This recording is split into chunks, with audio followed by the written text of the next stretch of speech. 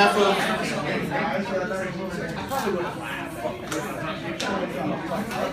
Good evening. You have a seat?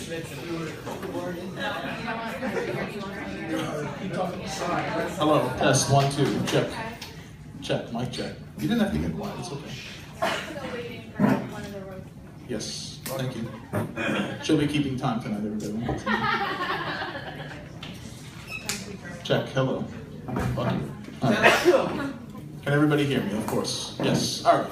Good evening, ladies and gentlemen. On behalf of the Cosmos Club and other Italians out there, welcome to the 30th birthday roast of Mr. Frank Cena. At this time, I'll ask you all to stand for the Pledge of Allegiance.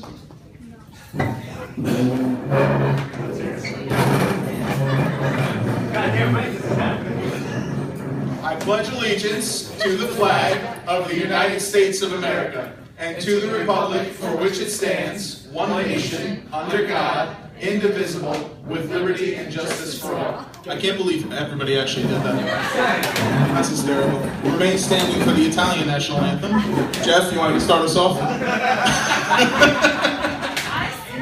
Jeff, we're all looking forward to the Ant-Man movie, by the way. Thank you. I'd like to welcome everyone to the Cosmos Club as we honor Fairlawn's favorite child of Italy, Faton Cena. The Cosmos Club is an Italian-American cultural, social, and civic organization that has been in Fairlawn since the early 1950s. And what better to honor that 60-year tradition than by celebrating the birthday of the gay son of Belgian and Yugoslavian immigrants. The story of Frank's induction to this prestigious organization is an amazing one. The president of the Cosmos Club saw Frank ordering a 57 rap at Gio's once. He asked Frank if he was collecting Social Security. Frank said no, and he was promptly invited to the prestigious organization. Honestly, let's be frank here. Frank Cena is about as Italian as an order of General Chow's chicken.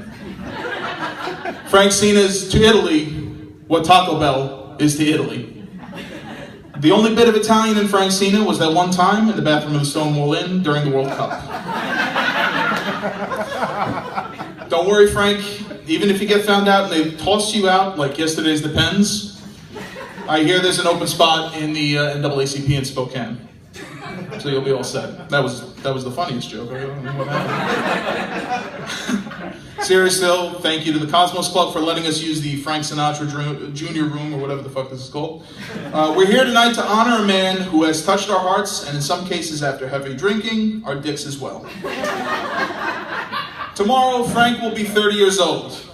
And to all the assholes over the years who kept joking that he wouldn't make it to 21 or 25 or 30, you jagoffs that bet he would be dead by now, I say to you this, tonight, go double or nothing on those bets. Drink up, Frankie, baby. Keely and I want to make an offer on a house next week. I have bet against my brother to live past 30. That was the joke. Okay, moving right along. We got a great lineup for you tonight. Okay, we've got people here tonight. On August 25th, 2009, Massachusetts Senator Ted Kennedy lost his battle with brain cancer. Here in Fairlawn, however, his spirit lives on, complete with the brain damage and the debilitation. Brad Pullman, if he drank from the wrong cup at the end of Indiana Jones' The Last Crusade, would look like this man. Here he is, ladies and gentlemen, Brent Pullman.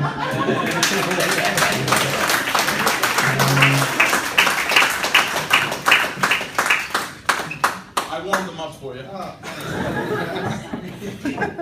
I got notes, but I'm too drunk to read, so it doesn't fucking matter.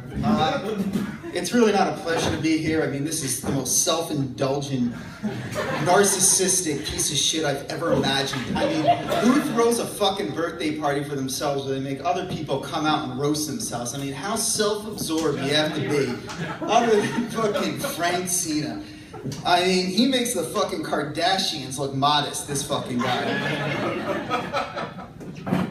But, you know, somehow we got a bunch of good people out here and some nice people over here and some assholes over here to come out and say some words about him. You know, it's nice to see. We got Tom over here on the end. Good to see you, buddy. You know, I can't even make a joke about you. I was on Facebook the other week and I saw a picture from Vegas. And I was like, what the fuck is Frank doing in Vegas? And I was like, oh shit, it's Tom. And then I felt really bad because I thought Frank looked like Tom, or Tom looked like Frank. And I was like, and I felt bad about that for like the last few weeks. I'm sorry, right? It's fucked up, so. Got Andy over here. Andy's the nicest fucking guy in the world. You gotta feel bad for him. Growing up as the youngest son in the Cena family with 4 boys and, you know, beautiful Liana. I mean, you got Tony, the oldest son, you know, firstborn, gets all the attention, obviously all the food.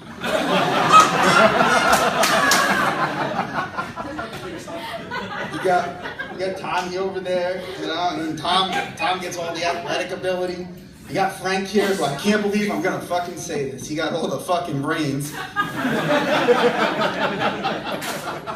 And then Liana, the baby, and there's all fucking poor little Andy. So God bless you. You're getting into comedy, and that's great, because they always say that one who doesn't get any attention ends up killing people. So I hope you go kill it on stage instead of going and killing other people. Over here, we got the fucking singer from Nickelback.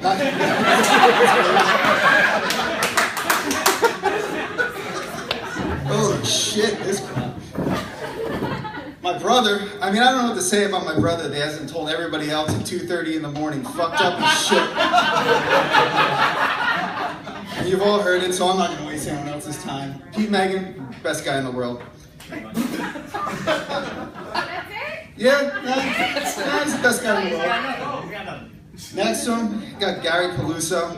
Congratulations, Gary and Nicole, on recently getting married. You know, yeah.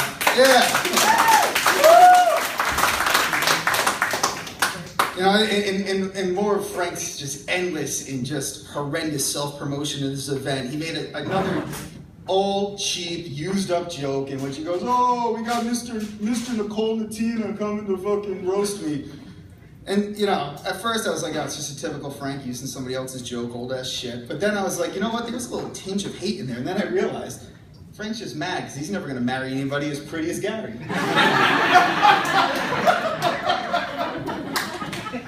Next to him, the Prince, John Cosgrove Jr., which I didn't even think he was roasting tonight because I didn't know that there was a Mumbles to English translator available. And Joe Brand, I don't know why Frank has Joe roasted him. I mean, Frank was on the Joe Brand scholarship for about the last 10 years. I mean, honestly, every bottle of that table should go over to that man, and then some, the amount of money you owe him. But, you know, we're here tonight to roast Frank, and I know if I'd be able to make it because I had a little stuff going on with the kid and the wife, and I was like, am I going to be able to get here? My wife's like, listen, you got to go, because you've been making fun of Frank for 10 years, so just keep going. And she said, you know, what kind of roaster do you want to be? And I thought about it, and I said, no. Of all like the guys on Comedy Central and everybody that does it, and I'm like, with this group, who would I want to be? And all I could think of was Greg Giraldo, because I'd rather be dead than talking to these fucking assholes. But, you know, we're here, and we're here for Frank, and, you know, it's important, because, you know, Frank tells me it is on Facebook every fucking day. So, you know, Frank's a guy who there's a lot of questions about. Questions such as, has he ever taken a shower? Does he ever brush his teeth? And do all of his clothes come from the fucking Salvation bin over in Brighton Beach? Now, apparently not anymore. This is the first time I've seen you not in an 20-year-old fucking sweatsuit, but that's nice. I guess things change. But the biggest question everybody has about Frank is, why doesn't he drive, right? Every once in a while, Frank Cena doesn't drive. And it's like, is he DWI? No. He's disabled? Maybe, but that's not the reason why. Illegal immigrant? Possibly, but Obama gives those things out to everybody. So why doesn't Frank fucking drive? And I'm like, well, what could it be? You know, does he have a hard time staying between the white lines instead of going over them? I don't know.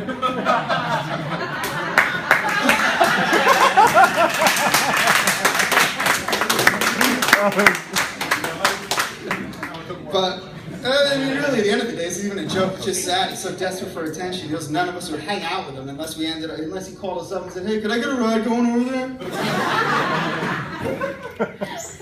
But Frank's a really talented guy. I mean, listen, we all laugh. We like hanging out with him. He has some musical talent if you count playing the same 3 chords of the same 7 songs over and over again. Talent.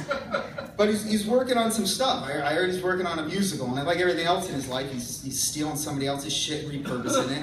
And there's a new, he's doing something, he's trying to take off on the Sound of Music, but instead of, bunch of people running from Nazis in Europe. It's going to be a family of Albanians running through the hills of Mawa, escaping Liam Nielsen in a lifetime of bad decisions.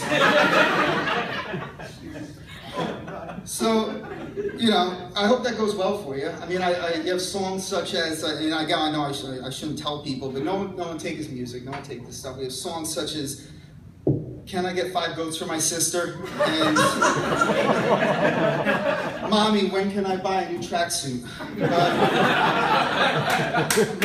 Well, you know, I'm looking forward to seeing that off Broadway. It's gonna be great. You know, but it's been a big year for Frank, as we all know. You know, a lot's happened. I mean, God, this time last year, maybe a little before, we would have seen Frank in Patterson banging some Guatemalan stripper in an alleyway, and you know, now he's over in New York getting a blowjob from a fucking Taiwanese boy in Times Square. So it's a whole new world, and I'm really proud of you, buddy. I mean, it's great. You know, these big changes. I mean, just look at these clothes. I mean, you used to fucking dress like an old fat Jewish guy, and now you just don't dress as shitty. And apparently you went to a dentist this year, which is amazing. And most importantly, he's a very generous guy, Frank. You know, he's always known to go out, he buys drinks, he has a great time, and it's really nice. And so, you know, he's like, "Oh, you got a place, and you have a son." He goes, I'm getting into DIY. I guess that's a gay thing. He's going to do it himself, right? And I don't know what the fuck I'm going to do with a cocaine-scented candle. But at least the thought that counts. I really appreciate that. So it's my son.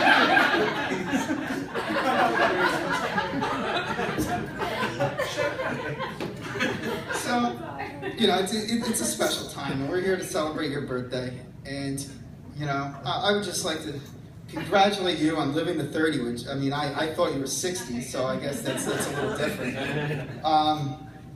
But run out of jokes, and I think I took everyone else's material, so I would just like to take this to actually congratulate you, buddy. You've been a very good friend.